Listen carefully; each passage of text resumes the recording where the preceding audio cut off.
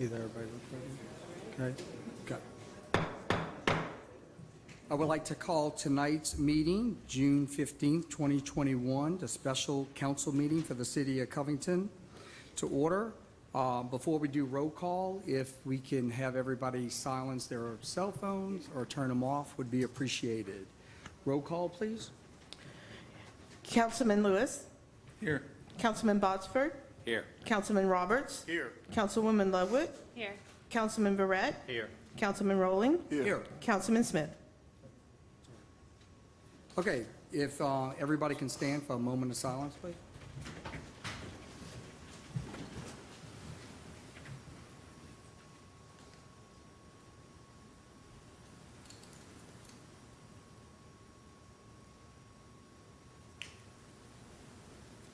Karen Johnson, would you lead us in a pledge, please?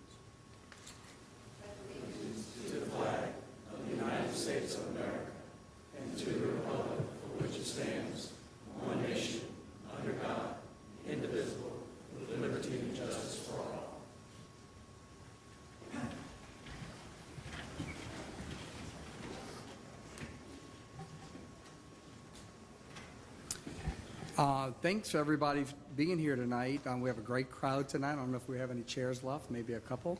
But again, I think this is an important thing for our community and the public, also our council and administration.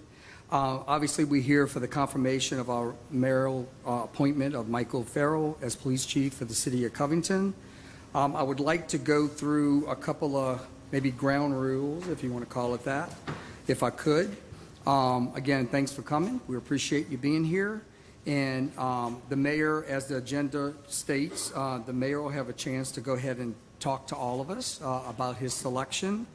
Also, after the mayor is finished with his comments, if the council has any questions, we'll go ahead and I'm sure the mayor will take a couple of questions for that. Also, Mr. Farrell will have a chance to address the council and the public here. And again, if we have any questions for Mr. Farrell, we'll do it at that time. Then we'll open it up. If anybody has any public comments, we'll take those. There will be a time limit to that because we do have a lot of people in the audience. If it's redundant, we ask that, you know, the same message, if it's redundant, we don't want to go ahead and go into that because it will be very time consuming. Also, the council will have comments after everyone's finished, and everyone here will get a chance to talk to the candidate, the mayor, the administration, and any other concerns or questions they might have. One thing, you know, I thought about this long and hard about what I'm getting ready to say. Obviously, we want to act very professional and respectful tonight in this process. And remember, we do have an obligation to the citizens of Covington and our constituents to do what we call checks and balances. Our home rule charter states that. And of course, everybody here on this council was elected by our constituents to go ahead and move forward with that. Again, I don't know if everybody exactly knows what a confirmation opportunity or hearing. I know on the federal level, state level, there's a lot of those confirmation hearings, but that's all you have to do is go to Google to find out, right? So that being said, it's to decide whether an official job should be given to someone who has been suggested for it. So that being said, just everybody's kind of on the same page, two more things I would like to talk about real quick that's really close to me. You know, the last few days I've been, you know, searching to make sure our city's in good hands, to make sure our council makes a good decision one way or the other for the future of our city. And Proverbs 15:1 states, and I take this very serious, that a gentle answer turns away wrath, but a harsh word stirs up anger. And that being said, lastly, leadership. And that's important to me too, and I know everyone up on this council membership that's up here. The challenge of leadership is to be strong but not rude, be kind but not weak, be bold but not a bully, be humble but not timid, be proud but not arrogant. So tonight, that's what I want to see from our city council. I want to see it from our administration. I want to see it from our public. And I welcome people's answers and questions and things that we could go ahead and move forward on. So that being said, let's move on to the confirmation of Mr. Farrell. And that being said, Mayor Mark. Thank you, Councilman Rowling. Mike Farrell is a 28-year veteran of law enforcement arena with a history of promotions leading progressively to positions of more responsibility. In 2011, he was chosen to attend the FBI National Academy to represent the St. Tammany Parish Sheriff's Department. He has extensive training in many areas of law enforcement, including but not limited to investigations, narcotics, tactical, hostage rescue, firearms, and SWAT management.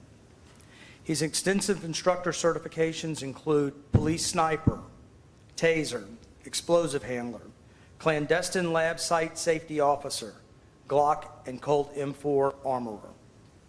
He has an uninterrupted work history in the field of law enforcement for 28 years, and in 2017, he was chosen to represent the St. Tammany Parish Sheriff's Office in the Leadership St. Tammany program.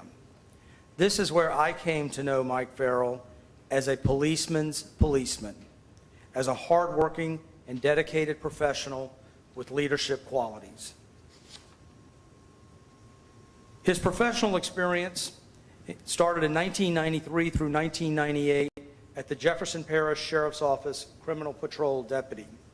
From 2000 to 2015, he was with the St. Tammany Parish Sheriff's Office as a SWAT commander. In 1998 to 2016, he was St. Tammany Parish Sheriff's Office Lieutenant, Criminal Patrol, Street Crimes, and Training Instructor. From 16 to 19, he was with the St. Tammany Parish Sheriff's Office Captain of the Criminal Patrol Division, overseeing District Number 3.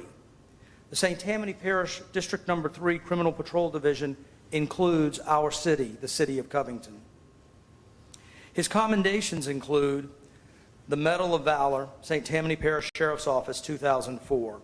The Medal of Merit, St. Tammany Parish Sheriff's Office, 2000. The Medal of Merit, St. Tammany Parish Sheriff's Office, 1999. The Medal of Merit, Jefferson Parish Sheriff's Office, 1996.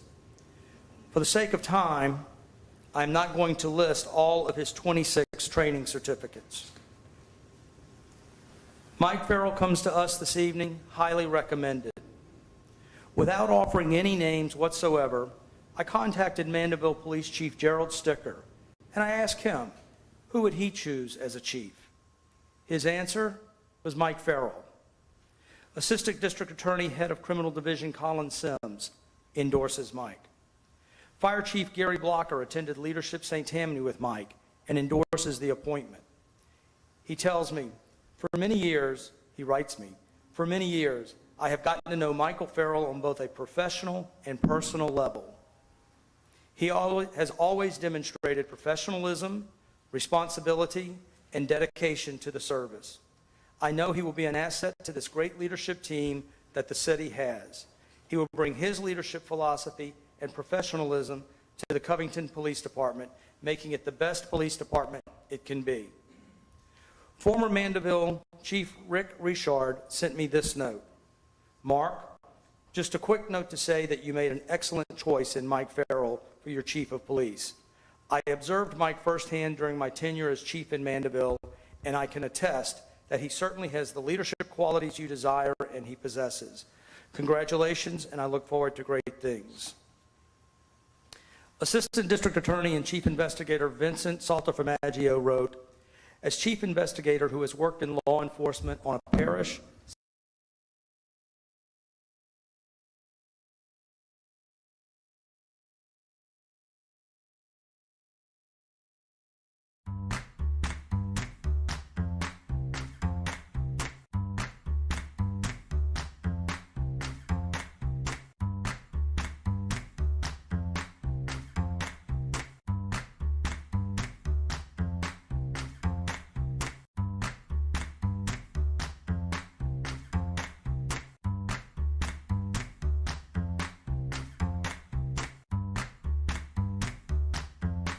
I would like to applaud you on your decision to appoint Mike Farrell as the new Chief of Police for the City of Covington.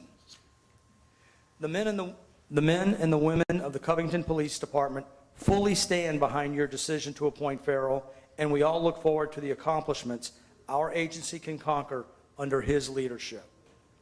I spoke to District Attorney Warren Montgomery. He offered and subsequently sent a letter of recommendation.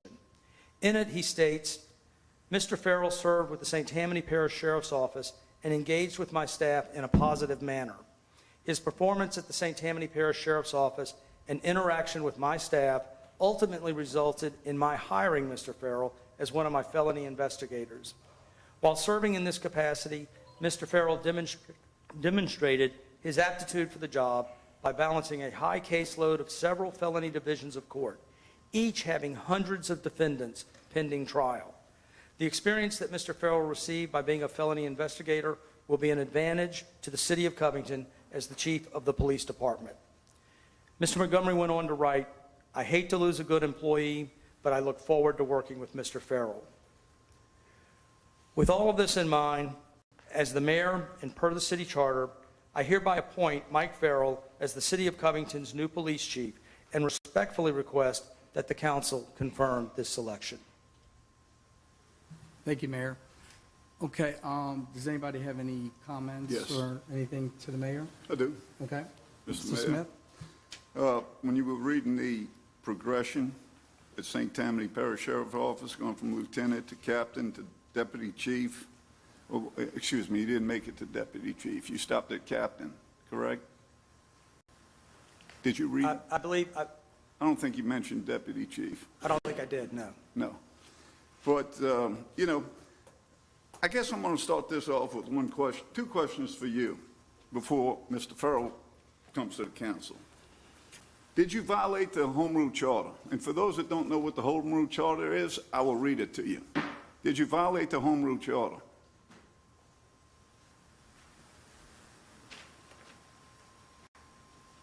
To my knowledge, I did not. Okay, second question. Did you ever not tell me the truth when I questioned you about your appointee? We've discussed both issues. The first one being that in the afternoon that I appointed him acting chief, I failed and made a gaffe not to use the word acting or interim. I knew he was the acting chief, he knew he was the acting chief, and anyone following the That's not charter my knew he was question. the acting chief. So that addresses the first That's issue. not my question. The second, what was the second question? Did you ever tell me not the truth when I questioned you about your appointee? You asked me a question in a meeting on Monday morning after the week afterwards, and you asked me, and I failed to properly recall. We had that conversation later on, and I looked at you and I said, yes, you are correct. I did not recall. Did you correctly. tell me, yes, I was correct after Mr. Farrell admitted I was Yes. correct? Yeah, well, that's what prompted me to remember Right. that he and I Kinda had like actually discussed crossfire that. at that Yeah, point. yeah. Okay, so you don't believe you violated the Home Rule Charter, and you don't think that you really, I'm not going to say lied, but didn't tell me the truth. No, I agree that I did not recall correctly.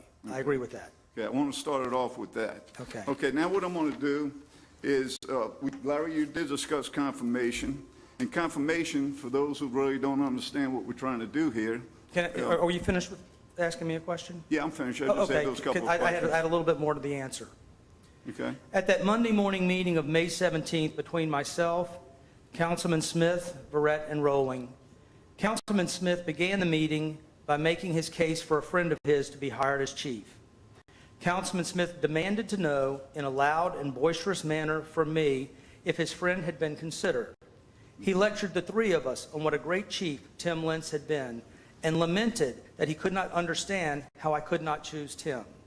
He then demanded, in a somewhat agitated state, for me to explain why did I not interview Tim. I looked at Councilman Rowling and said, because I want a fresh start. For me, after decades of experience as an executive officer overseeing companies and organizations with hundreds and hundreds of hires, I find discussing with people not intimately connected to the hiring process very inappropriate and unprofessional. This is a matter between me and my staff. Councilman Smith went further. In a phone call with Sheriff Randy Smith while in my office, he sought an endorsement of sorts for his friend. I would call that pushing the candidate. It's certainly some, quote, manner of involvement in the appointment. It is a manner of involvement in the appointment. Let me read from the city charter, section 2-06. Except as provided elsewhere in this charter, neither the council nor any of its members shall involve themselves in any manner in the appointment, removal, direction, or supervision of any city administrative officer or employee. Let me repeat. No council member shall involve themselves in any manner in the appointment. This means the council is not supposed to be involved in the hiring of employees or appointments. This is in the charter to prevent council members from lobbying to get family or friends hired. We don't want the council members lobbying to get friends hired. It is my understanding that there have been phone calls by Councilman Smith to other council folks, as well as discussions in public bar rooms regarding both the hiring of his friend and regarding my processes. I submit that these are clearly repeated violations of the charter. However, most importantly, I believe it is transparent to all in this room that the reason Councilman Smith will likely oppose Mike Farrell this evening, much to his angst, is that I did not hire his friend. Hence, every argument against Mike Farrell is heavily tainted with bias and should be discounted. To quote DA Warren Montgomery, Mike Farrell was a good man when I hired him. I never had a complaint about him, and while he worked for me, and I think he's a good choice for your police chief. I, Mark Johnson, believe Mike Farrell is a good man, and I believe he is the best choice for the position of chief of police for the city of Covington. Okay. I want to rebuttal on that. The word, or the name, I should say, Tim Lentz came out of my mouth 3 times. I'm going to tell you 3 times you heard him. That morning, March 17th, Monday. Mr. Chairman, I asked the chair to take control of this conversation and direct that the issue before this council are the qualifications of the appointee, not a historical recollection of the appointment process. This is totally out of order. I asked the chair to take control of this meeting and direct the council to address the issue before them. The violation of the charter is not an issue. If someone wants to file a lawsuit about the violation of the charter, they're welcome to do it. If someone wants to recount the history of the appointment, they're welcome to do it, but not in this forum. It is irrelevant, and I ask you to exercise your authority as the president of the council to control this meeting and direct the comments of the council to the qualifications of the appointee. I appreciate that. Mr. City Attorney, how is it irrelevant? It has not one iota of relevance to the qualifications of the appointee, which is the matter before you. Okay, well, How he got here is irrelevant. pick it up with the resume then, if you don't mind, Mr. Mayor, where you left off. Rick, one last question, please, so we can move on to Mr. Okay. Farrell. Well, Okay? we stopped at captain, and I just don't think you did your homework, due diligence. Because I got public records that say, you mentioned 1998 to 2016, Mr. Farrell was a lieutenant at the St. Tammany Sheriff's Office. Did you not say that? I have hired hundreds and hundreds of people over the decades. No, I did not go through the resume nitpicking and with a fine-tooth comb. Okay. Just for context, for context, can you share with us what organizations where you've done hires, what companies you've owned? Yeah, when you've been half the people in this audience voted for me to be here. That being said, this has to stop now. I've got okay? a question about the resume. Okay. He brought it up. Let's do the question about the resume and closing comments. Everybody on this council had a chance to review the resume. Everybody on this council had a chance to talk to people in the public, and we all have done our homework that way. So that being said, when we have council comments, when Mr. Farrell is finished, if we have a question for Mr. Farrell and we can move on, you will have a chance to acknowledge anything that you feel that is not factual. Then we will move on for the voting process. So that being said, Mr. Farrell, if you would come up.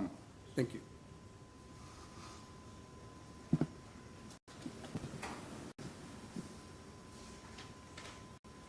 Thank you, Council, for having me.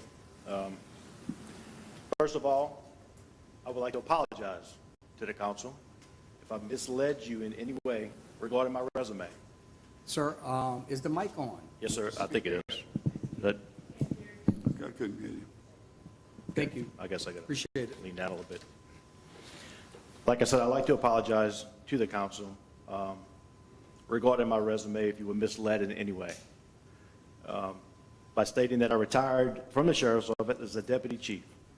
I was promoted to Deputy Chief in December of 2019, and after 10 months in that position, I found myself in an unfavorable position, and I didn't agree on some of the decisions that were going on around me. With that being said, after discussion with my superiors, I was demoted back down to captain, at which time I decided to retire. I used the several weeks that I was back down to captain to get my paperwork together and to retire. I think it was approximately 3 weeks. You know, on that same note, in 1979, I lost my father in a boating accident at the age of 9 years old. My 3 siblings and I grew up in a situation that deemed to be lower than poverty, and the deck was stacked against us to make it out the bad situation. With that being said, I was extremely proud of all of my accomplishments to make it up to the rank of Deputy Chief without any outside political influence. I was devastated when I was promoted, and I felt I earned the promotion of Deputy Chief, and I felt I retired as a Deputy Chief. Because my last, basically, time at work, I was a Deputy Chief. I thought I was demoted without due cause, but I accepted it and I moved on. And that's all I have to say about the resume. I do apologize, and I can tell you this about the resume also. I didn't have a resume together. I was asked to send a resume. I put one together as soon as I could, and I sent it. The dates might not be exactly. I can see a date, Mr. Farrell, being off, being that it was a rush or whatever. I can see a date being off by a year or two, but when you were promoted to lieutenant in 2008, you're off by 10 years, okay? When you led the council to believe, because none of us knew you, that you retired as Deputy Chief, and because our mayor did not call your former sheriff that you worked for 8, 9, 10 years, I chose to call him, and he informed me, no, sir, he did not retire as Deputy Chief. He was demoted to captain. Then he worked as a captain for, I believe, 4 months, and I've got the paperwork here. I've got an introduction letter that you sent the first week of being demoted back to captain, and you sent it to your department, which was the communications department. Good morning, ladies. I'm extremely excited and looking forward to my new assignment and to working with each of you. Please start by squashing any rumors that I was demoted and sent to the communications as a punishment. I requested this demotion and transfer. These are all public records. So what I did, I got back on the phone with Sheriff Smith, and I questioned him about it, and he told me that you all, the big flick was when you were Deputy Chief for 10 months, that he didn't feel you were doing an adequate job from an administrative standpoint, and that they were kind of riding you consistently. Michael, you got to pick it up. You got to pick it up, and you got fed up with it, went to them and said, I want to be demoted at your request. Is that correct? Yes, sir. Okay. Now, with that said, as a captain at the Communications Center, public records also will show, and May, I wish you would have added some of this stuff, because I've been working off for a long time doing this, because I feel like I owe it to the city to get the facts. While you were working at this new communication center as captain, the Deputy Chief that was in charge of that filed a supervisory note pertaining to the performance of Captain Michael Farrell. I really don't feel like reading it all, but I'm going to summarize it, and if y'all need me to tell you why I'm summarizing it that way, it basically said that you showed no leadership or skills at leading that department, had no interest in it. We had a hurricane come through St. Tammany Parish. You're the captain in charge of the 911 center. You weren't on duty. There were many a times that you will probably have been requested, Captain, what do we need to do, or what should we do? And it was filed in your report, and it was requested that it be filed before your resignation from the St. Tammany Sheriff Department. That's in your file, okay? Is there a date on that, sir? Excuse me? Is there a date on that letter? No, there actually isn't, but it summarizes, I am requesting that these notes that were written prior to Michael Farrell's resigning is included in his personal folder. Yeah. So it was probably close. When did you retire? After 4 months of being the captain, so that would put you in. It wasn't 4 months. How long was it? It was December 3rd I retired. Okay, so two and a half months? About a month and a half. Something like that? Yes. Okay. So And who's the letter signed by? the Deputy Chief Palmisano. It's Deputy Palmisano. It's not Deputy Chief on that letter. Yes, it is. No, it's not. I read No? it. I could be wrong You're wrong. on Deputy Chief. That letter was dropped in my file clearly Wait, after I I'm on- retired. Where'd I just put that letter? Thank you. As assigned Deputy Chief who has responsibility for the effective operation of the Communication Center of St. Tammany Parish Sheriff Office. So apparently he was Deputy Chief. He may have signed the letter, Deputy Richard Palmisano. He starts the letter as him being Deputy Chief, who is responsible for the, would you disagree with that? I disagree with the whole letter altogether. Well, I do you think it's a disagree that he fictitious was letter. not Deputy Chief? No, he was Deputy Chief, but it's a Okay. fictitious letter that Well, was dropped in the file You afterwards. questioned me whether or not he was Deputy Chief. He was Deputy I Chief. questioned the merit of the letter.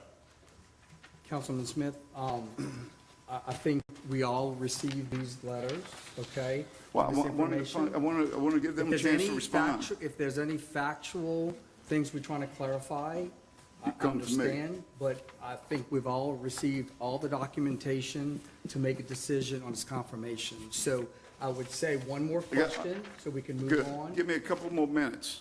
I worked hard at this, Larry. And you know it. Yes, sir. I deserve a little bit of time. Again, we talked about what confirmation is, okay? Provides proof that something is true. Confirmation is verification or final proof of something. You know, in ethics, integrity is regarded as the honesty and truthfulness or the accuracy of one's action.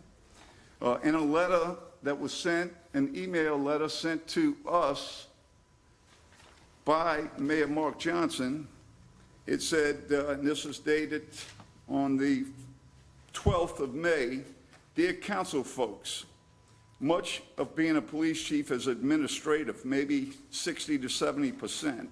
This is not Chief Collada's forte. Administrative skills are the qualities that help you complete tasks related to managing a business. This might involve responsibilities such as presenting important information." Do you consider your resume important? Yes, sir, I do. Especially applying for the city of Covington's police chief position. I would consider it very important. This might involve responsibilities such as presenting important information, developing processes, answering employees' questions, and more.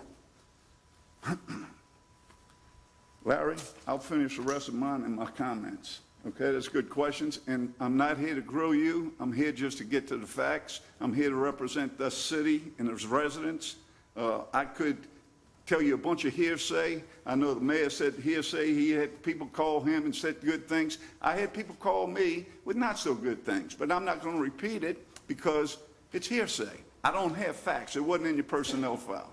So with that said, I apologize if I seem rude. There are many, the vast majority of police people in this country today that are extremely fine individuals. They braver than most everybody out here, okay? But not all of them are qualified to be the police chief and run the department. That's all I have to say. Thank you. Thank you. Mr. Farrell, you have anything else to add and any other council I comments? have one question. Councilman I have a couple Oxford? questions for Mike. Yeah. In your hiring process for the DA's office, did you go through a background check? I'm not sure how the DA conducts their Okay, so what hiring. about with the city of Covington? Did you go through a background check? Yes, I with did, that? yes, sir. And was I there? thought I did. Obviously, there was nothing that glaring that came up or accusations that came up and or anything like that? No, it's not that I'm aware of, no, sir. Okay, thank you. Thank you. Councilman Lewis? Mine's not gonna be as in-depth as Rick. I thank Rick for all the information. And just a little history, I met Mr. Farrell from coming into one of my locations before he was even appointed to his position. One of my questions, as we discussed, Yes, sir. was kind of tell us about what your plans are if you were appointed to help take the cloud off what was already there with the CO, with Covington PD, Yes, sir. to bring it to a more positive point in the future if you're elected, or appointed, I'm sorry. Yes, sir. Well, as since I've been, at the PD, helping to kind of rebuild it, I've been calling all of the officers in just to try to give them an idea on what I expect out of them if I was appointed. And we have to rebuild the agency from the ground up as far as professionalism goes. I think they're missing direction as far as how to stay professional, always be professional, be courteous, and don't just be out there looking for bad guys, but be out there to help the public also. That's important. So I think one of the things, I do plan on trying to implement if I'm appointed would be a community policing type program to help the guys reconnect with the public. That's important. I think professionalism is everything, and that's going to have to be the start of it. How do you feel about sensitivity training for your officers? That's diversity and sensitivity training are very important. And it's can just teach you how to interact with the public, especially in this world we live in today. The police are not viewed very, very well in some eyes. So I think it starts with the leadership, and as far as implementing those sensitivity training and diversity training, just to get them to interact a little bit more with the public than they're probably doing now. And I'm going to bounce off of one of Mr. Mayor Mark's comments that you ran District 3 with the St. Tammany Parish Sheriff Department, which Yes, sir. included this area. Yes, sir. What was that like? Well, I had a little more interaction with it when I was over the street crimes unit. I was over the street crimes unit from 06 to 11, and we spent a lot of time in here. That was after Katrina, when the crime was out of control kind of thing, parish-wide. And our interaction with the public, with the folks in the West 30s in general, was not always putting them in jail. I basically passed my card out to all of the good folks in the city, and they would call us in the middle of the night, give us information because it helped out. I had an interaction with them, and that's all they wanted. They wanted to be heard, and they wanted to be helped, and it was not always just putting people in jail. So, parish-wide, I think we were very effective, not just putting people in jail, but it was a little more of a community policing type program also. Another question I had is, during our meeting, our one-on-one to kind of get to know each other and what your plans were, Yes, sir. you made a statement to me that if your appointment became too political, you would walk away. Yes, sir. How do you feel now, knowing that the process to get you here was incorrect? Do you feel you can overcome that if you're appointed, still have our respect, have the respect of your officers and the community? I feel that if you guys respect me, and the men and women of the Covington Police Department and the public respect me, then I'm doing a good job. And I'm okay with that, because that's all I ever wanted. I always respect everyone, but I'm not going to be caught in the middle of a political battle. Like right now, this is pretty bad for me. I'm not a politician. I'm a policeman. I'm a career policeman. I've served the public my whole life, and that's what plan to continue to do. I'm sorry if things were not put out the way, probably should have been. I take, a lot of blame for that, just because my resume probably was crap. I agree. It was a last-minute thing. I turned it in, and after I turned it in, I was like, I probably should have done a little better job on that. But I put the information out as I had it. It was unexpected. Look, I was retired. I was having a really low-key, good job with the district attorney's office. I enjoyed myself. But this is what I do love to do. I'm a leader. I've always have been. Now let me add on to that. After you found out what happened with the process and it was incorrect, at any point before now, did you think I may need to step back or reconsider? What's your thought on that? After having a couple meetings with all of the council people, and not all of them were pleasant, I did speak to my wife. I said, this might not be a good idea for me because it's political. It's a lot more political than I expected it to be. But she knows what I am about. I'm about serving the public. I always have been, and I've always have been a leader in the roles that I've had over my career. 21 years of my career, I've been a supervisor, and I always felt that I was a good leader. So, she gave me that pep talk like I needed, because I'll be honest with you, I just didn't I didn't want to be caught up in this like I am now. But I don't have a doubt in my mind that I will go out there and do a phenomenal job. And I guess my point to that is, looking at your record, it may not be squeaky clean, and I'm sure we all have numbers that does not match up. I'm saddened that the process has put this cloud over you in order for us now to look at it and make a vote, along with receiving all this information and getting emails from other nonprofits and entities and your support. It just makes it hard as a council member, and looking at you, which seemed like you would do a great job just from some of the information on here. The other thing I have a problem is, and I'm going to refer to my district only. We have an issue with trust in the police department, police officers. We talked about that. Yes, sir. I think it would have been more beneficial to maybe have a meeting like this before your appointment or confirmation. Talk to the community, ask them what they want. And then maybe it wouldn't be as bad, if that makes sense. Yes, sir. Does it make sense to you? Yes, it does. And I think I mentioned that to you, the long history of lack of trust with the police department. And before the big shadow that happened maybe a couple weeks ago, there seems like there was no turning back from what I get from my constituents.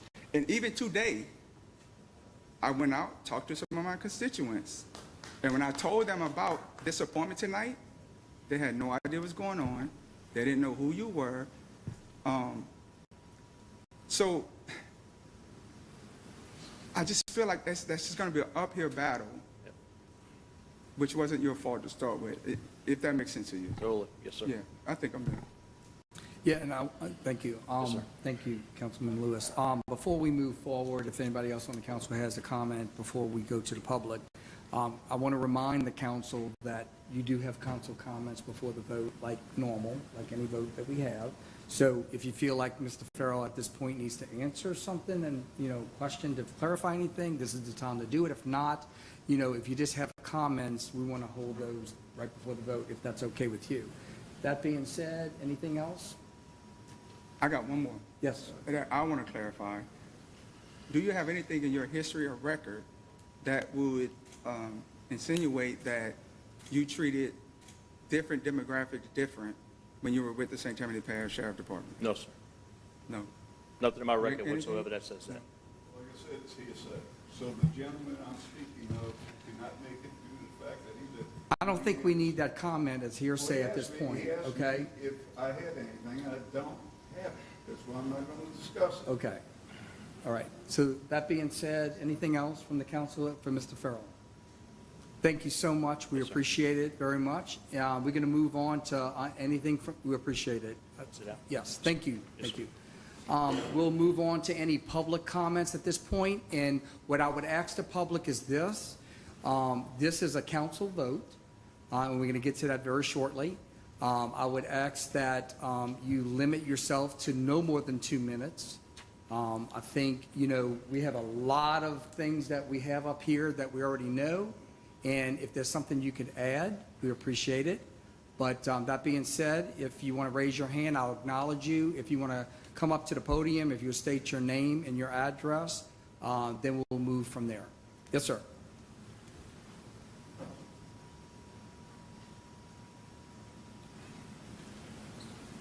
Good evening, council. My name is Gerald Sticker. I'm the chief of police for City of Mandeville. If you'll excuse me, I'm battling a sinus congestion right now, so my voice is not the best. I just wanted to just come address you real briefly, just on my personal experience with Mike Farrell. I've been with the Mandeville Police Department almost 28 years myself. I've probably known Mike somewhere between 15 to 20 of those years. Mike, as a deputy with the sheriff's office, me with a patrol officer with the City of Mandeville. I've seen through the years, Mike and I basically parallel come up the ranks together. He's an FBI NA graduate. I'm an FBI NA graduate. We crossed paths quite a bit. We worked a lot of Mardi Gras together, a lot of special events together, a lot of scenes together. And just in my personal experience with Mike Farrell, I've never seen a more disciplined, professional individual. Mike's always carried himself appropriately. I've never seen him mistreat anyone. I've seen him treat everyone with respect. He is truly, like Mayor Mark said, he's a cop's cop. I think that's the first ingredient to having a good police chief, because you need to be competent in the cop job to endear the officers to you. Mike has that. But more importantly, is relationships with the mayor, relationships with the council, relationships with the public. I've worked with Mike on different boards and committees, whether it be NAMI, dealing with mental illness, suicide prevention, domestic violence. Mike has relationships with all those community players. And those, it's not just the chief's job to go in and clean up one neighborhood or make this problem better. You get it done through relationships. Covington is District 3 in the sheriff's office. Well, Mandeville's the other city in District 3. As chief, I worked quite closely with Mike Farrell, and we would meet for lunch at least once a month just to talk about what was going on in the city of Mandeville, what was going on just outside the city limits of Mandeville, because criminals, they don't necessarily obey jurisdictional boundaries. And so, just quite simply, I just don't put my name on anybody. And if you're a policeman any amount of time, you're going to get complaints. I got my haters too. And so, I'm sorry there's, the process kind of got skewed from the beginning, but, I just ask that it does not reflect negatively on my colleague and friend. So. Thank you, sir. Can I ask him a question? I don't think that's necessary at this point. 2 minutes is up, sir. Thank you, sir. Thank you very much. Yes, sir.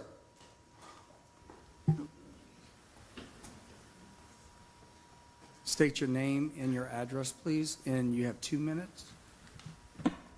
My name is James Davis, but everybody know me as Gus Davis. This is my home, retired from the post office. After I got out of the Marine Corps of Vietnam and my dad died in the 70s, I moved back home. So my parents been here since 1950. Seen a lot of changes, a lot of chief of police and everything. We've dealt with the mayor and past people. But we need to get someone here to deal with the neighborhood, stuff like this. All kinds of stuff going on in the world now, from Idaho, you name it. So we need people to be fair with people. Like President, we've had different police chiefs come to our meeting, and that's what we need in the community. Some people are scared to call the police, scared to be around police because of the TV and what's going on, and most of them are black. And like I said, I served in Vietnam, almost got killed over there, 3 Purple Hearts. Come back home, Vietnam veterans weren't invited back. They jumped on us. But I'm just saying is that this is a community we live in. Like I said, I've been around in Covington all my life, and I've seen a whole lot. Know the sheriff, know Mr. Montgomery helped them get in office with T.J. Smith. And but like I said, we need to see someone in office that's going to deal with our community, with everybody, treat them all the same, and not just jump on people because of their color. named James Gus Davis, retired Bethel Reformed Methodist Church where we meet at. And we need individuals to come around. Been knowing him and his daddy for a long time, you know. So, I mean, I've been right. This is our community. I'm getting pretty old now. I forget things, but we need to step up and treat everybody the same kind of way. Thank you. Thank you, sir. Yes, ma'am. You can state your name and address, please. Yes. My name is Kim Winston Bigler. I am the founder of James Samaritan, a 501c3 nonprofit, serves kids and families in foster care. I'm from Covington, over there in the border of Folsom, Covington area. Do I have to do like a specific address? It's for the record. Oh, 75293 River Road. Yes. It is for the record. Thank you. Okay. Mike and I were Leadership St. Tammany classmates in 2017. I feel compelled to speak because of our many conversations that Mike and I have had while in the class together for that time. I don't know if anybody knows about St. Tammany, Leadership St. Tammany class, but we travel a lot together. We do a lot of tours together. We learn about our parish together. We have a lot of discussions. We have a lot of focus group, and many of you probably know the very secretive retreat that we have, that we learn a lot about our community and the needs of our community. I just want to state this for the record. We've had a lot of personal conversations, me being a community stakeholder, that serve to help the underserved, especially in the foster care community, the families, and the kinship caregivers and the grandparents left with all these kids to raise when their kids end up in jail. What I like to discuss is solutions. As Councilman Lewis was talking about, what are you going to help reach out to the community, form bridges with the community? That's what we actually talked about. I said, I understand what law enforcement does, but I need to see new bridges because I deal with this a lot from where I'm standing. And we need more chiefs in office who have a community relations mindset. And I can only tell you from seeing Mike, from the time that I've known him from 2017, is that he has that. The conversations that I have with him was not just one-sided. It wasn't getting from Mike, what is the police doing to help community relations? Because that's what we need. We need to talk together. We need to partner together. It's not us. Don't tell us how to do our job. No, Kim, come on in. Let's talk about what you do and how it affects the department and how a department can actually help these communities that you're finding these underserved kids in. That's what we talked about, and it wasn't one-sided. Mike had solutions. He had ideas. He needs the leadership platform to be able to do that, to be able to spread his wings, to be able to bring people together that he has networked for years, including myself, around him.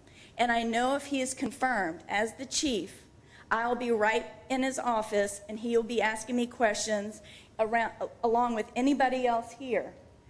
That how do we do this together? How do we improve community relations where there's relations that need to be tight-knitted, that were fragmented, that need trust? He is able to bring all the community stakeholders that he has been networking with his whole time in his position that a lot of police don't take the time to actually do. He has done. I'm one of them. I can tell you. He's got me. Whatever he needs to do in the worst 30s, I'm in. Just tell me what to do. Miss Francis back there will be in too. We'll be locking arms together. So I just wanted to say he's a uniter. I know my 2 minutes is up, yes, but I feel that it needed to be stated that one of the biggest assets he's going to bring to this office is community relations. We appreciate that. Thank you. And your nonprofit does wonderful work in our community. Thank you very much. Yes, sir. You can state your name and address for the record.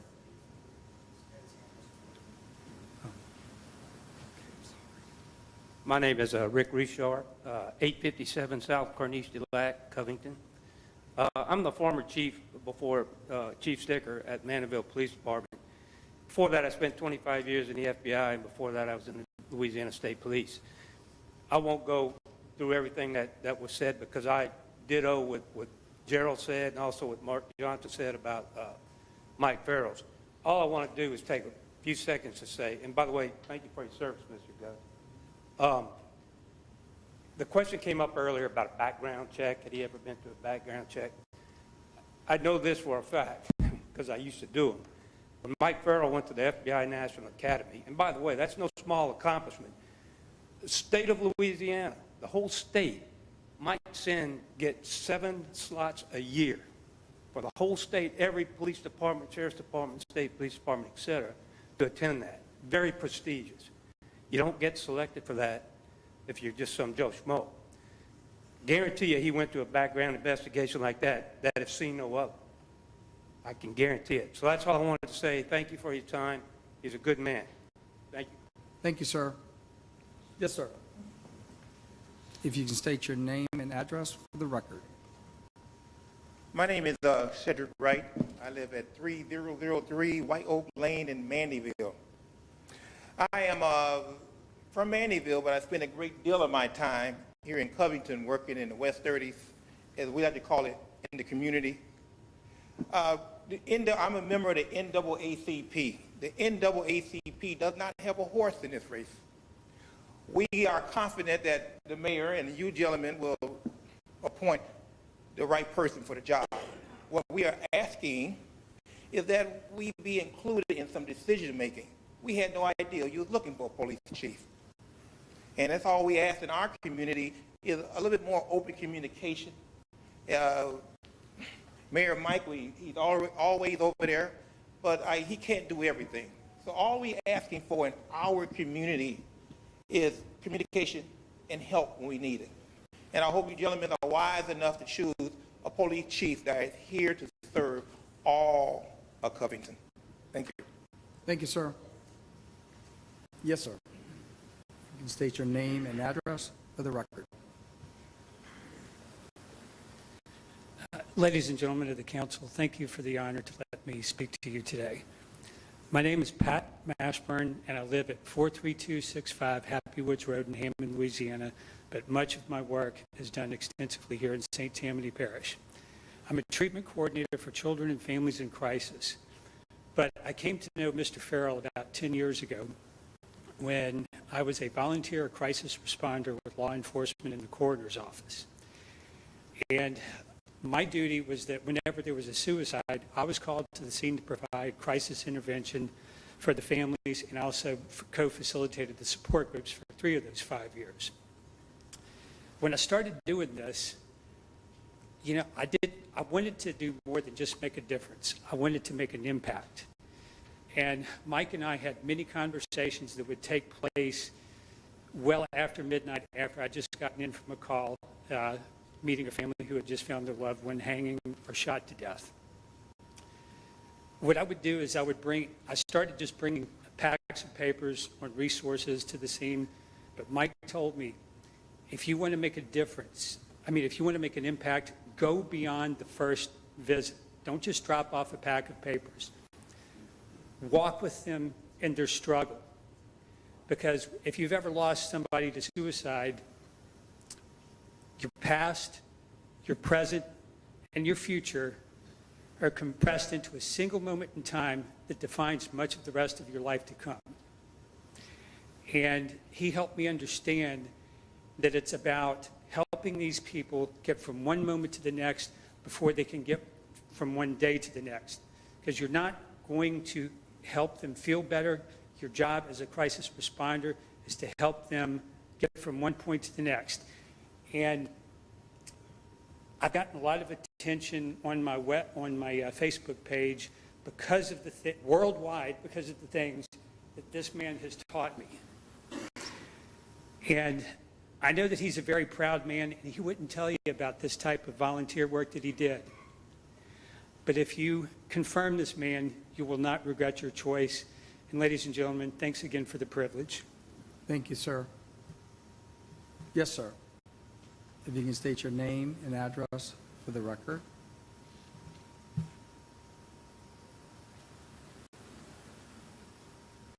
My name is Lance Bonham, 109 West 9th Avenue. and I'm a less than 3-year resident of Covington. And I do attend the council meetings monthly. And I'm just disappointed with this meeting that the city council and the mayor can't seem to communicate. Okay, the resolution of this issue, which is significant, should have been resolved and not spending time over somebody's resume off by a year or two. Okay, I don't think that's significant in this sort of meeting for confirmation. But, you know, I would hope that the council and the mayor could find some ways of solving disagreements and to communicate better, okay, to be able to make these things not as controversial as they unnecessarily need to be. I think the candidates that both were stated are both qualified, and I think there needs to be agreement on what would be the best qualification for the city of Covington, and not in this meeting necessarily. And if it's still drama that has to be there, then maybe the council and the mayor would want to change, would want to consider changing the charter to making important positions like the police chief an elected position. That's all I want to say. Thank you. Thank you, sir. Anyone else for the public? Yes, ma'am. If you can state your name and address for the record, please.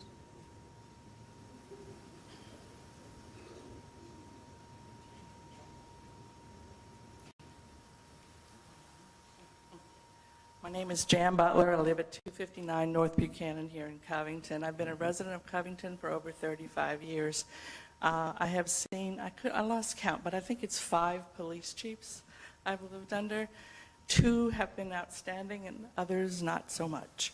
And I think in these days and times, in this country, in this state, and in this parish, we need to realize the division. We need someone who can bring us together. Now, I don't know Mr. Farrell. I've never met him until I saw him tonight. But one of the things that he said that bothered me was that he's not a political person. Everything in this country these days is political, whether it's your church, whether it's your school, or anything. So that kind of says, are we really prepared for that sort of thing? Not casting aspersions on Mark's choice. I do like the way that the mayor of Mandeville has gone about seeking a police chief, like this gentleman back here said, to involve the public. I think tonight's attendance at this meeting just screams the fact that Americans want to take part in the political process. We've gone from a nation of apathy to a nation that really wants to get involved one way or the other. And by the way, I'm a graduate of leadership, but I don't remember which year. Thank you very much. Yes, sir. You can state your name and address for the record.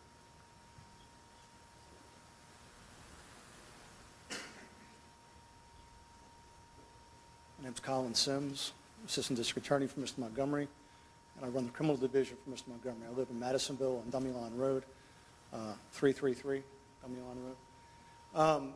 Not to rehash everything, but a particular qualification of Mr. Farrell I think is very important. Mr. Farrell has spent his entire career in law enforcement. Coming to the DA's office gives him a very unique perspective. When getting cases ready for trial, you see routine errors, routine things to avoid. Evidence can be suppressed, and all of a sudden, arresting someone has lost its purpose if you intend to get them into treatment or to prosecute them criminally, depending on the offense. There's a whole host of decisions we can make. We lose all of those decisions if things aren't done correctly. Mr. Farrell, in sitting over 2 divisions, in felony trials divisions, is uniquely positioned to see the routine errors that have come through our office, that when we can't fix them or do something about them, the case is no longer prosecutable. And that's a very bad thing. Okay? And so, having attended the last post-graduation of the recent candidates, the city of Covington had several candidates, and to y'all's credit, you had some that walked away with a lot of awards that got the best in class. The Grimion brothers are going to kill it for you guys. However, they're new, and they don't know everything yet, and they have to be groomed and taught. And sitting at the DA's office and seeing those errors helped them avoid errors and be better law enforcement officers. So I think his time spent at the DA's office makes him, it's an additional qualification that might not be quantifiable on a resume, but practically speaking, it couldn't be more important. And so that's the only thing I can add, other than, I don't know Mr. Farrell other than professional. I dealt with Mr. Farrell when he was with the sheriff's office, when he was head of major crimes. He was very helpful in getting us resources to investigate certain cases. We didn't always agree. And he always exercised a very calm demeanor when engaging in disagreements professionally with our office. So much so that when we interviewed him, he seemed to be a clear choice as a candidate with that calm demeanor to work professionally with multiple agencies, not just Covington PD, St. Tammany, Mandeville. Every agency who submits a case to our office, Mr. Farrell worked to polish up the end product to help to get it ready for trial. Sir, your 2 minutes is up. Thank you. Okay. Appreciate it. Thank you very much. Anyone else from the public? Okay. Seeing none, before we go to council comments, one thing I would ask our council here and every member of our council, you can take as much time as you want. Hopefully, we're not going to have any personal attacks. Hopefully, everything has been answered, factual, and to the satisfaction of this council. That being said, we'll move on to council comments. Councilman Lewis, District A.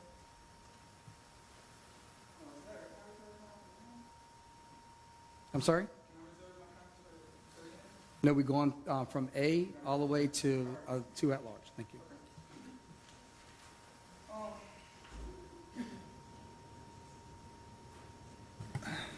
I guess I really don't know where to start to summarize this, besides to say that, and repeat what I said earlier, I'm saddened by the way the process happened.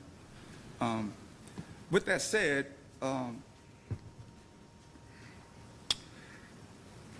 the process has happened. Now we got to move forward. We got to figure out how. And as the other gentleman said, the council, then the administration, and if confirmed, the new chief will have to get a loan. And that's got to be figured out pretty fast. Like once the decision is made today. I want to also, just say to Mr. Farrell that, you have a hard task ahead of you. Not just in District A, which is what I refer to my district as, not West 30s. District A does have a reputation of a lot of violence.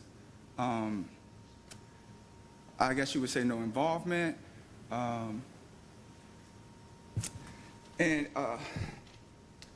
poverty, and probably other things that we get labeled with.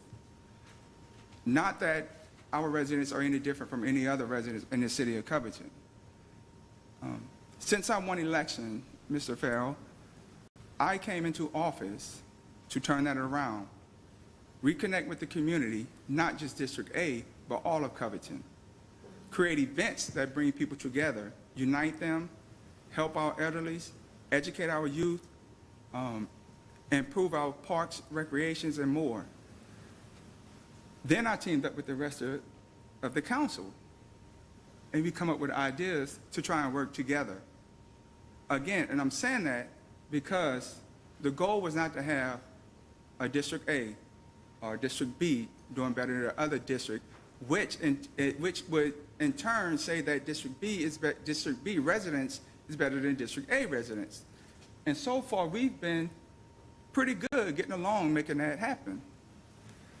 However, I want to make it a point to say to you, Mr. Farrell, that District A is more than those negative things that we're constantly called and constantly put out there in the public. We are more than a house of worship. We're more than a party in the park. We are children. We are grandchildren. We are our husband, wives. So we have those same needs as any other person in this community. We have organizations like the NAACP that has not been addressed, that's mostly not recognized, and that's not utilized to the benefit for the entire city of Covington. I get very, I guess emotional when I talk about the residents of District A and bringing them back to the center, the spotlight of Covington. Okay? We were once a rich community, thriving and growing. Where we lost that, I really couldn't tell you. My point in saying that is, having a strong police force, I think will help us move back in that direction. I say that because when I drive down the street in the city of Covington, and one of your officers, who may be one of your officers, pass me, I can't see him. I don't know if the car driving itself. I don't know half of your officers by name. I don't know if they know me as a city councilman. Now, I want you to imagine what a resident feel like when those same officers have to approach them, pull them over, do anything with an interaction, because the first thing that we see when we see our officers is a barrier. And as I told you in the meeting, it starts with the dark tinted windows. In my opinion, that is the first thing we need to take away. Then we need to move our officers back into the community. Every district needs to be involved in that process. As I told you, the DARE program, being involved with the schools, or like the Juneteenth event this weekend. How wonderful would that be to have your officers out there with a table saying, hey, we hiring. Hey, we offer this. We don't just come out and arrest you. We don't just stand back and wait for you to break the law. We want to help you not break the law. We have to change our thinking for the entire city of Covington, because I'm fed up with it. It has nothing to do with you. I'm fed up with the shenanigans. We get nowhere. And as we see, as council members, all it does is put a cloud over you, the officers, which is going to filter down to our citizens, and then crime rate is still right there. What's more frustrating to me is now 2 years into my term, as a council in our committee, in several committee meetings, we've asked for different things to help curb the violence, in District A, and make sure it don't spread. Nothing's happened yet. I need to make sure that if I vote for for a new police chief or captain, that when we ask for something, throw suggestions out, or come to you and say, hey, Mr. Farrell, we are noticing that between block, 31st and Tyler, there's just something that needs to be addressed, that those officers under your direction will go there, investigate, and come back with a solution or result, whether it's true or false, and then that's something we can hold them accountable for. And to your officers, I can only compare my upbringing in the police force when I was growing up to the current one in the youth in my community. I spend a great deal in my community, and I bust my butt every day to create positive things for my citizens. But when I compare them, again, we grew up with officers that coached us. We grew up with officers that when they rolled up, they knew my name, they knew my family, they knew, the whole history of us. We don't have that. I can promise you, if you pull up to an event in my community, there's no welcome feeling that you're coming to be a positive engagement. The feeling is they're coming to watch us break the law and then arrest us. That's where we have to start. So when you say it's not political, that do rub me the same way it rubbed Ms. Butler, because it is, in my opinion. Doesn't mean you couldn't do a great job. But I think you're going to really have to dig into the processes of that department, your officers, and bring them to the front of the line with the citizens of Covington, and not just District A, everyone. as the other lady said with a nonprofit, I mean, we got to get back to our citizens, the needs of them. My biggest love for what I do is watching the outcome of doing something positive and having a youth come to me and say, Mr. Peter, thank you. We don't have anything to do. We didn't have anything to do, but I see that you care for us. Or having that parent call me and say, you made a positive impact on my son or my daughter. And when I flip that coin over, what I don't like is I get a parent call and say, we called 911 for the Covington PD and they never showed up. Or they showed up, but they stayed 2 blocks away and watched. That's unacceptable in any situation, in any district.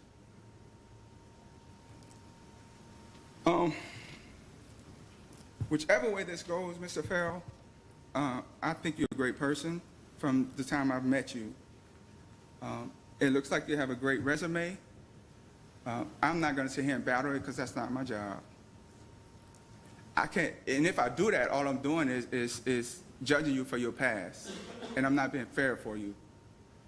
But if you are confirmed, you will see my face, you will hear my concerns, I will bring my community because they have told me what they wanted. And it's my job, I've been elected by them, to bring it to you, the administration, and this council. And as I told the council, it's our time to act. No more sitting, no more accepting less. We need to act, we need to help him if he's confirmed, and we need to get results for the entire city of Covington. Thank you, Councilman Lewis. Thank you. Okay, moving on to District B, Councilman Boxford, please. Thank you. First off, I'd like to thank everybody for coming out tonight and the peers that got up and spoke. It takes a lot of courage a lot of times to get up in front of people and say what you have to say. I think one of the things that's really missed in all this conversation is that Covington is in this position because of the actions of a certain police officer. And that is not who Covington is. Covington is not arguing. We have our block parties, everything we do. Covington has always been united. And I echo a lot of the things that Peter said, and I think the communication and everything like that, I'm hopeful for that to come. I would like to see the process a little bit different maybe next time. I know this is always the mayor's choice. I don't think it was handled necessarily the right way, but then again, with the circumstances, with the deputy or the assistant police chief, his actions kind of thrust us into a horrible light. I've talked to police officers within the Covington Police Department who've said that they have a black cloud over them right now. I've also heard that we've had some amazing recruits graduate from the academy, top honors. With that black cloud, it's going to be, if Mike's confirmed tonight, his duty to clear that cloud and retain our guys. It's not always about pay, which we did increase for our police officers. It's also about community policing and everybody getting along and people wanting to stay here and feeling part of the community, like Peter has stated. I think that's very important. I always like to do my homework. I've researched everything from Slidell PD, all the officers that I've talked to there, sheriff's officers, retired, current, fire department. I've talked to people there that know you.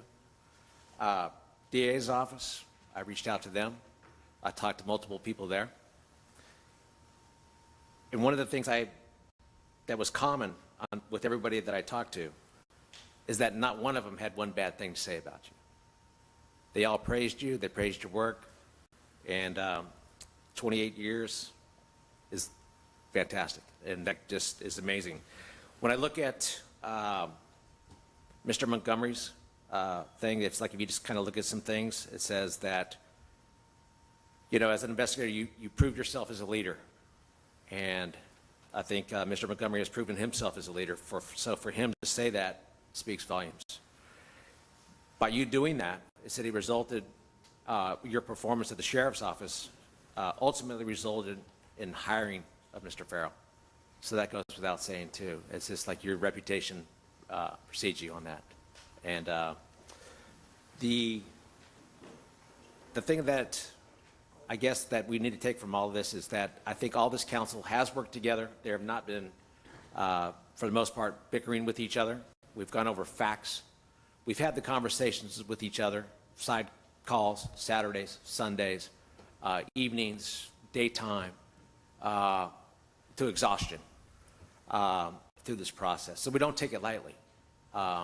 We are here to represent Covington, and we are here to make the best choice with the information that we have available to us.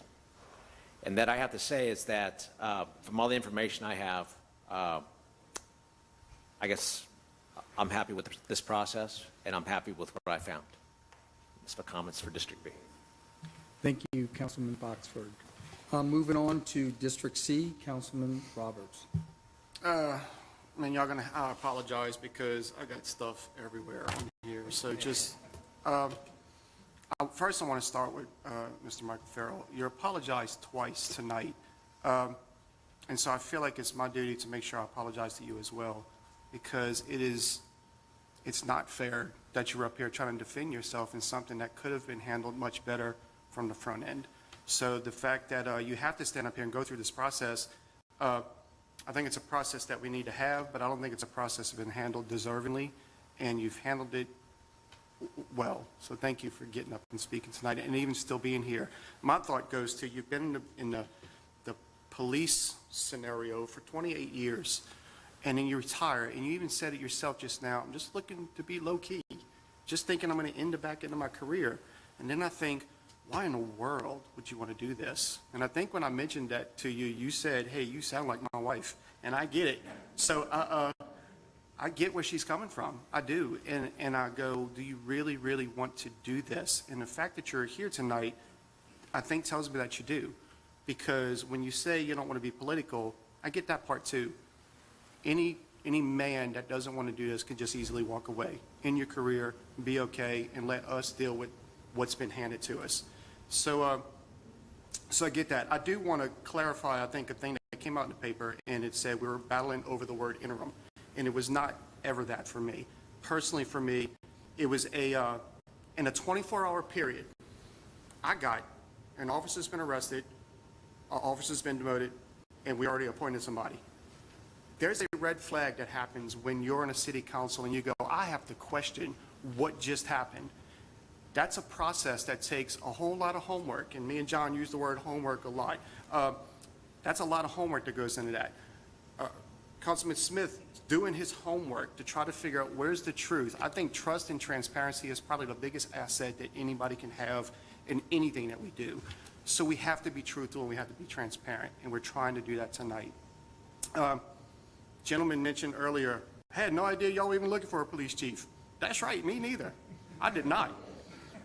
It was that kind of shock. And I'll give you the one shock that surprised me, is that for months, every email that I got about the downfall of the police was because of the lack of resources. We don't have enough police to put in certain places, and that's why we can't handle whatever that situation is regarding crime, speeding, gun violence, whatever that looks like. There's a lack of resources. And the moment something happened with an individual being arrested, we immediately went to demote Chief Collada. And it shocked me because we've been working so hard to make sure the resources were there to make him successful and to give him the opportunity, and that opportunity has been revoked so that we can move in a different direction. You have all the authority to do that. I don't question that process, I just don't like it. I wish there was a process where we could have said, I need to get 4 or 5 people together.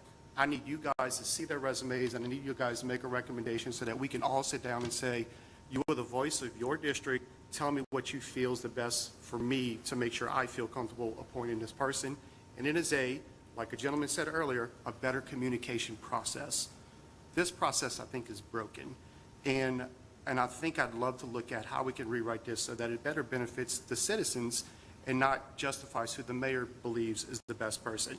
And that's no disrespect to our mayor. He has the right to appoint whoever he wants. So moving forward, it's been chaos. However, I will say, if you're approved tonight, you obviously the passion and the purpose these people have for their city. And I'm asking you that if you're approved, you please work with us to move forward, because that's truly all we're trying to do. That's all my comments. Thank you, Councilman Roberts. Moving on to District D, Councilwoman Ludwig. Thanks, Larry. I'll try not to repeat too much. We're always towards the end, but that's okay. To the gentleman over there who had mentioned about this being kind of seemingly unnecessarily dramatic, I would certainly agree with that as well. The process, as we all, I think, kind of agree, is not everyone's favorite, I think, but it is what it is. We're working with what we have, with what we have to move forward. With that being said, as far as it being an important job as homework, as we've all said, the hours of phone calls to multiple agencies, multiple people within the agencies, all throughout the parish, just as John said, I mean, all positive, hardworking, various things, like not just professionally of what he, but I think his connections, as Kim Bigler mentioned, as you know, I mean, being a police chief is more than just administrative. I think it was confusing that the mayor had said that from the get-go, and so then we keep thinking administrative, but then the more people I talk to, they say, well, no, it's so much more than just administration. There's leadership, there's skills, there's, you know, a firm but respectful hand necessary in that role. I just think that his general, I think, speaking from my resume, is sort of quite broad as well. I think that's only a benefit. I think if you keep your head down and only do one job your whole career, you're doing it yourself a disservice. And I think it would be a disservice to the city if you had only done one aspect of police work. So I think that I see that as an asset. Anyway, so as I said, everyone we spoke to, it was glowing response. We've had some unnecessary drama and some character assassination emails going back and forth and all that, but when you just do the work and speak to a large cast your net very widely across several agencies, it was all very positive. So that was our homework. I think we're all exhausted from the process and the phone calls and the conversations and the homework, as Joey said. So thank you for your time. And yeah, I apologize that this has gotten to be a three-ring circus to a certain degree. You don't deserve that. And I think, as Rod said, let's keep the task at hand, stay respectful. This is the process. Let's move forward. We need leadership. We're currently lacking. We don't have someone in the role in a formal capacity. So let's move forward and get this over with, please. Thank you, Councilwoman Ludwig. Moving on to District E, Councilman Verrett. Those of you that know me know that I really don't care for prepared statements. That's an understatement, I suppose. But this morning, I actually jotted down what my prepared statement was going to be. And then I said to myself, I'm going to bring it, and if it changes, I will write all over it. I've written all over it, but it hadn't changed. And if you don't mind, I'd like to just kind of make a few comments, if you can indulge me. A police department should be as good as the citizens that it serves and protects. This city council has been faced with repeated requests in regards to adequate funding and providing the necessary resources for the police department to do its job in a responsible and fair manner. This council has repeatedly met this challenge head on. It has, in fact, lived up to its part of the bargain. We've provided the appropriate resources. I think everyone would agree with that. Every time this council has been asked, we have answered the call. Hell, I even had my own efforts to supplement the pay with education and training. So where are we now? I think, Mr. Farrell, you will agree that when I interviewed you twice, the same comments that were made by each of these council members were echoed by me in private. Quite frankly, the police department has not lived up to its potential. There are issues in the city.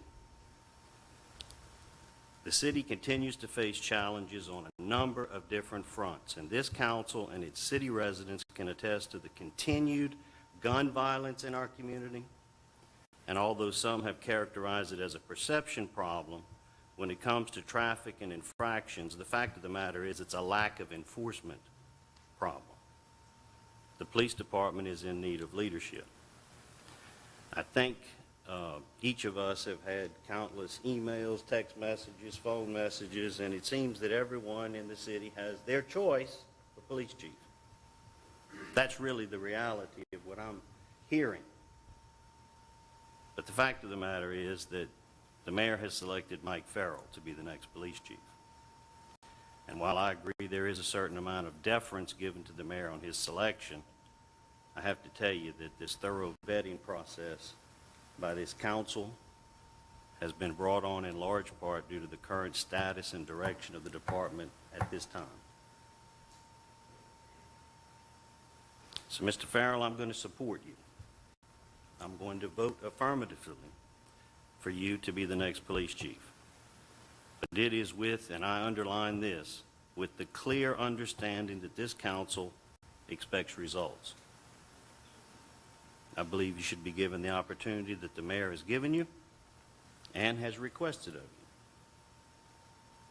you. Again, I'll close by saying the same thing as I started with when I jotted it down this morning.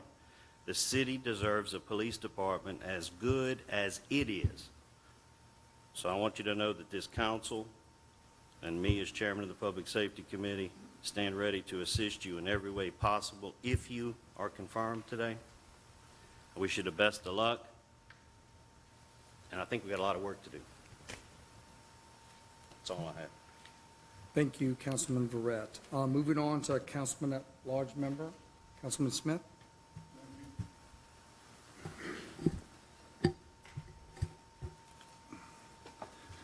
It's been hectic, okay? Every one of us were elected to serve this city and do our job, do our due diligence. I guess I'm most disappointed in this whole process because of the way our mayor handled it. I don't care what you say. The process is written. It's our Constitution. It's in the books. It's called the Home Rule Charter. And I'll just read a couple of little things. The mayor shall submit names of all appointees to require council confirmation. How many appointees do we have? It's the process that I'm disappointed in. I feel like this city deserves a bigger net cast to find the best possible police chief for the city. I can't say you can just go out there and first one's the best. Now, I do know we were told there were 2 interviews. It just happens that the second interviewee said he didn't know he was being interviewed, so I'm going to leave it at that. But I've heard a lot of good things today, and it's the brotherhood of the police family. He's a cop's cop. I've heard that from a ton of people I talked to. Man, he's a good guy. He's a cop's cop. I heard it. I had mentioned earlier in my talk to you guys and my questions, a lot of good cops. As a matter of fact, I'd be willing to say 90% of the people in this country that are police officers do a terrific job. Then we all know we got the 10% of the bad apples, okay? But of those 90%, I'm not going to tell you every one of them is qualified to be a police chief. There's a difference between being a captain and a police chief. Administrative concerns, Cody brought it up, but the mayor and I believe the same thing. I believe the police chief's job is to delegate, lead, and it's 60 to 70% administration. I've heard some good things from people at the DA's office, but you know what I don't hear? I didn't hear from Warren Montgomery saying, oh, he handled a lot of administration, or he supervised a lot of people. During your, I'm guessing from the resume that we both agree was a little flawed, and I forgive you for it. It was put together in haste. 6 months at the DA's office, I'm sure you did a good job as an investigator. A lot of retired policemen end up being investigators because that's what they've done their whole career. but I'm not sure that qualifies you as being the best selection to run our police department. I wouldn't even disqualify you from being thrown out of a pool. But what I would suggest is that if we did not confirm you tonight, we start from scratch. The mayor follow the ordinances in the home rule charter, get together and have better communication with the council, and let's start this over. I mean, we've had a police chief that you've apparently wanted to get demoted for the last 2 years or something like that, the last thing I read. And you've been thinking about hiring Mike Farrell. You've been eyeball interviewing him for 2 years. I don't know if you knew that or not. You were being stalked. Let's start over. We could always put our former police chief back as an interim chief, cast a bigger net. Mr. Farrell could be part of it, and let's go through a process of interviewing. Let's get to know our police chief that we're going to confirm. It's our duty, and that's what the charter says. That's how it works. That's what the definition of confirmation is. Find out the truth. Make sure we're getting everything right. This has been a debacle. I'm embarrassed for the city. I'm embarrassed for Mr. Farrell. I'm embarrassed for the people we represent. That's the end of my comments. Thank you, Councilman Smith. Okay. That being said, I want to thank everybody for their participation tonight. I want to thank the mayor and Mr. Farrell, also the public, and also the council members. A couple of notes that I wrote also, like Mr. Verrett over there. These are the facts as I see them. This appointment is solely at the mayor's discretion to pick a candidate. We all can agree, I think, tonight that there's some missed opportunities in the steps that were taken to acknowledge to this confirmation process, and I think they were all acknowledged this evening. That being said, by the administration and also Mr. Farrell, about your resume, you did clear the record on that, in my opinion. I think our responsibility is to do our job as council members, and also we have a job to do for our constituents and for our great city too. I think it's safe to say that pretty much all has been said tonight, and we at the end of the day, as we are, I think, right now, which is right this second, this is the mayor's appointment. My hope for this vote tonight is that we can move forward, approved or not approved, and also have a positive image for our city in the future. So at this time, Council Clerk, if we can go through our council vote for confirmation. Roll call, please. Oh, I do need a motion. I apologize. I need a motion. I'll make a motion. Motion to approve? Yeah, motion approved. Second? Got the second on the floor? Joe. Roll call, please. Councilman Botsford, Yes. Councilman Roberts, Yes. Councilwoman Ludwig, Yes. Councilman Verrett, Yes. Councilman Rowling, Yes. Councilman Smith, Yes. Councilman Lewis.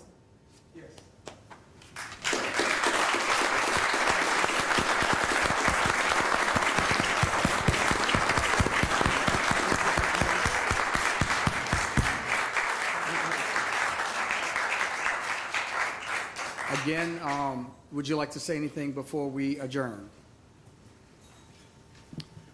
I would just like to thank everyone for their vote of confidence in me. I can promise you I won't let you down. And I'm here to work with you.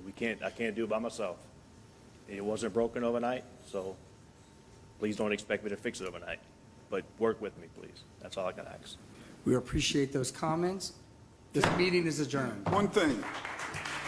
Chief of Police Sticker, we owe it to him, we owe the gratitude to him for serving our community, Mandeville specifically, for how many years? And he'll be retired, and we applaud you for doing a tremendous job. Thank you, sir.